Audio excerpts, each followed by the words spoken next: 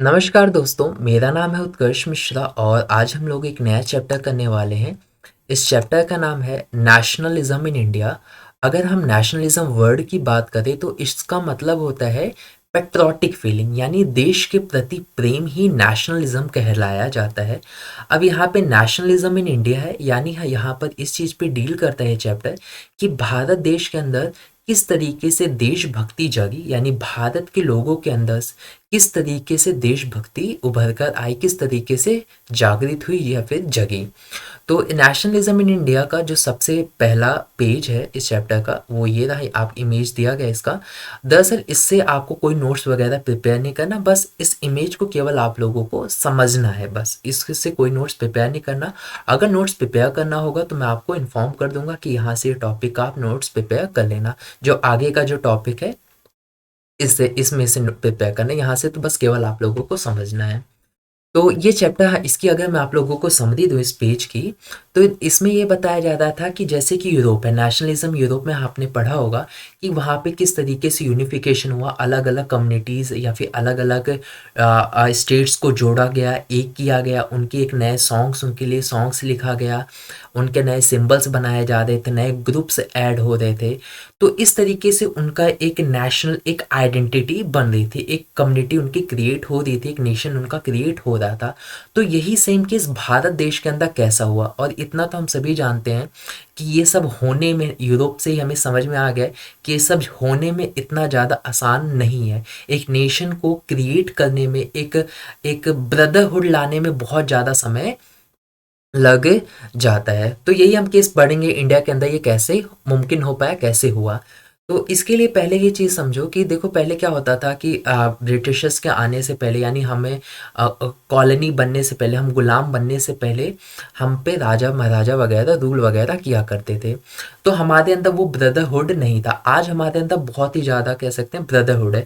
जैसे कि अगर फॉर एग्ज़ाम्पल कि अगर मैं फॉरेन गया हुआ हूँ और मुझे पता चलता है किसी एक इंडियन की फाइट हो रही है, तो मैं उसका जाके सपोर्ट करूँगा। इवन आप लोग भी उसका सपोर्ट करोगे। आप उससे मिले नहीं हो, वो भले ही किसी भी स्टेट से बिलोंग करता है, पर वो इंडियन है, तो आप जाके उसका सपोर्ट करोगे। आपके बस सुनने में आ गया कि इंडियन है, फिर आप वहाँ पे भागे भागे जाओगे, उसका सपोर्ट करोगे। तो आज ये ब्रदरहुड हो पाया, लेकिन पहले ऐसा नहीं होता था। ऐसा क्यों नहीं होता था? जस्ट बिकॉज ऑफ, क्योंकि राजा महाराजा रूल वगैरह किया करते थे। कहीं पे कोई राजा है, कहीं पे कोई राजा है, कहीं पे कोई राजा है, तो एक यूनिटी नहीं बन पाती थी, एक एकता नहीं आ पाती थी। फॉर एग्जाम्पल दो किंग है, तो यहाँ के लोगों को लगता था कि अगर यहाँ के लोग इस राजा के यहाँ पर गए हैं, उसके इलाकों में गए, तो उनको एज अ फॉरेनर की तरह ट्रीट किया जाता था। मतलब उनको लगता था कि हम विदेश के लोग हैं इस तरीके से।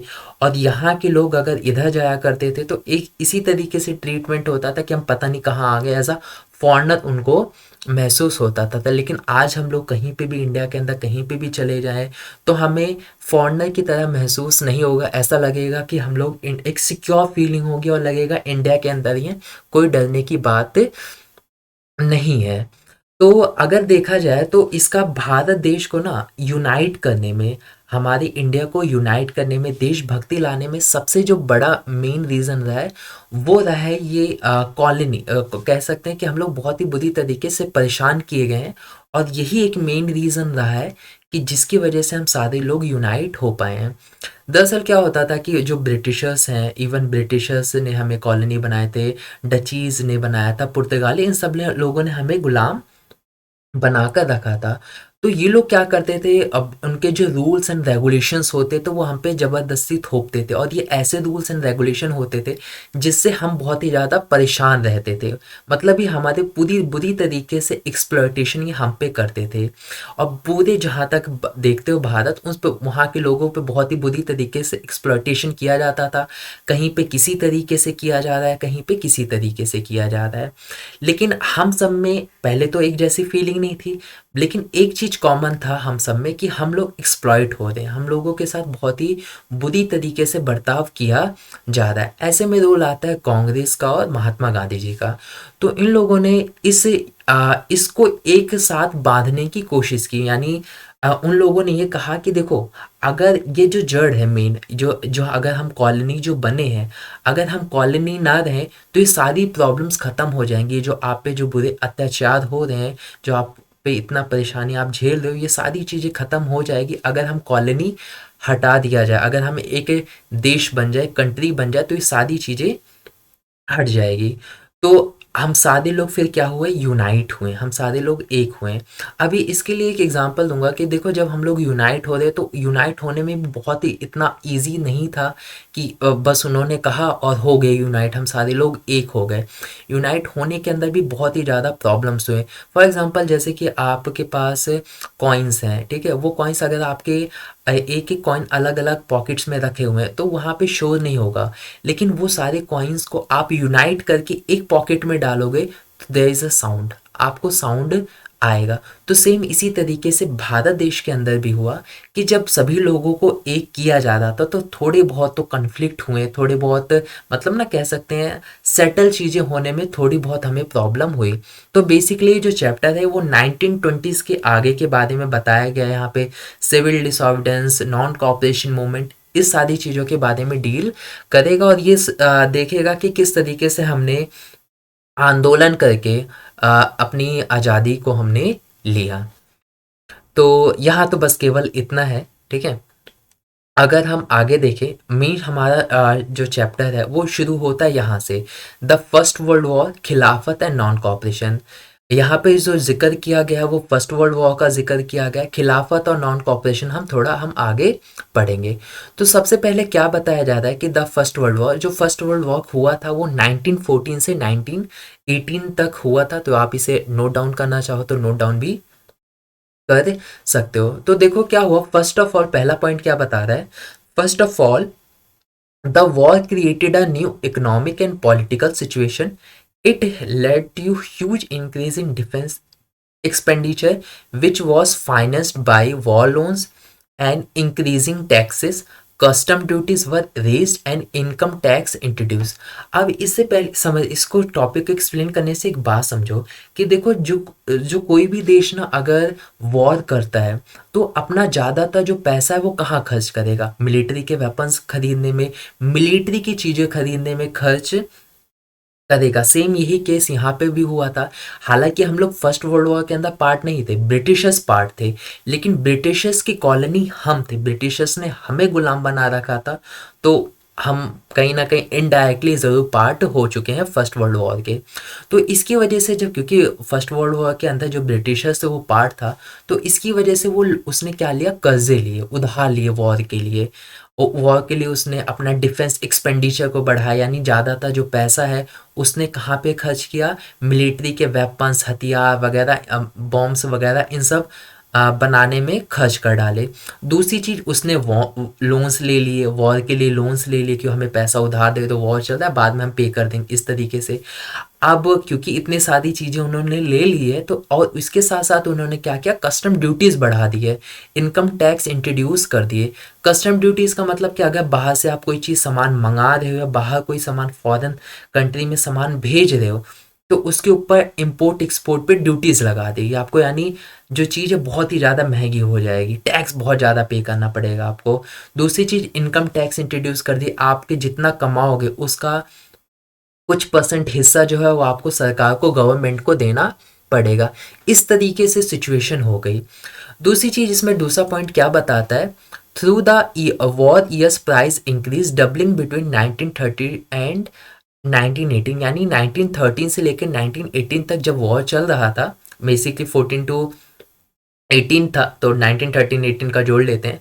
तो इस बीच में क्या हुआ था कि जो प्राइस है वो लगभग डबल हो चुकी थी, यानी जो महंगाई है वो बहुत ही ज़्यादा बढ़ चुकी थी, हर चीज़ की कीमत लगभग दोगुनी हो चुकी थी, और ये extreme hardship for the common people, यानी जो कॉमन पीपल थे उन लोगों के लिए सर्वाइव कर पाना बहुत ही ज़्यादा मुश्किल हो चुका था। Villages were called upon two supply soldiers and the forced recruitment in rural areas caused wide spread anger. अब देखो क्या हुआ था कि मैंने आपको पहले ही बताया कि ब्रिटिशर्स पार्ट था, वॉर के अंदर हम तो पार्ट थे नहीं। तो ब्रिटिशर्स क्या करता था भारत देश के अंदर, क्योंकि कॉलोनी उसने भारत देश को बना रखी थी, अपना गुलाम बना रखा था, तो भारत देश के लोगों के जबरदस्ती लोगों को पकड़ के वे वॉर के अंदर लेकर जाया करता था। इससे विलेजर्स के जो लोग थे, विलेज के जो लोग थे, वो गुस्सा हो गए।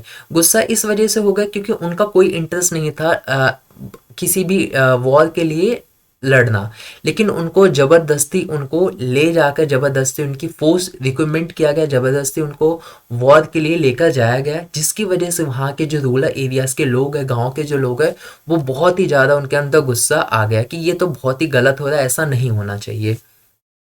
Then in 1918 or 19 and 1920 and 21 crops failed in many parts of India. और इस साल के अंदर हमारे देश के अंदर क्या हुआ, कई जगहों पे क्रॉप फेल हो गई, यानी फसल जो है वो अच्छी नहीं हुई, resulting in acute shortage of food. अब जाहिर सी बात है, क्रॉप अगर अच्छी नहीं होगी, और उस वक्त तो हमारी एग्रीकल्चर सेक्टर भी उतना अच्छा नहीं था, और उस वक्त क्रॉप फेल हो जाना ऊपर, उसकी वजह से क्या हुआ, हमारे पास फूड की शॉर्टेज हो गई, यानी हमारे पास फूड की कमी होने लगी, हमारे पास खाना इनफ नहीं था। This was accompanied by N influenza epidemic. और साथ ही साथ इसके बाद क्या हुआ कि इन्फ्लुएंजा यानी फ्लू नाम का एक एपिडेमिक भी फैल गया, यानी एक बीमारी आ गई। जैसे कोरोना एक बीमारी है, उसी तरीके से फ्लू एक नाम की बीमारी थी जो फैल गई। According to the census 1921 12 to 13 million people perished as a result of famine and the epidemic. यानी 12 से 13 मिलियन लोग, यानी 1 मिलियन में 10 लाख लोग होते हैं, तो 12 to 13 million means 120 to 130 million people जो लोग हैं, वो सारे सूखा मतलब भूख खाना ना मिल पाने की वजह से और ये फ्लू एपिडेमिक की वजह से लोग मारे गए। तो कितनी बहुत ही ज़्यादा बुरी सिचुएशन है। एक तो पहली चीज़ ज़बरदस्ती भर्ती करवाया जा रहा है, वॉर लोन्स हम पे चढ़े हुए हैं, टैक्स इंट्रोड्यूस करवाया जा रहा है हमारे ऊपर, और फूड की शॉर्टेज हो रही है, बहुत सारे लोग मारे जा रहे हैं। ऐसे में लोगों को गुस्सा आएगा कि नहीं आएगा।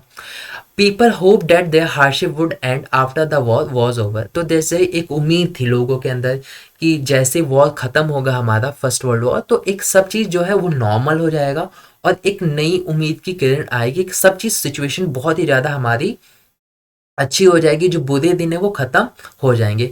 पर ऐसा कुछ भी नहीं हुआ। सिचुएशन कह सकते हैं ना कि अच्छी तो नहीं हुई, पर एक एक अलग जगह लाकर हमें ज़रूर उसने खड़ा कर दिया।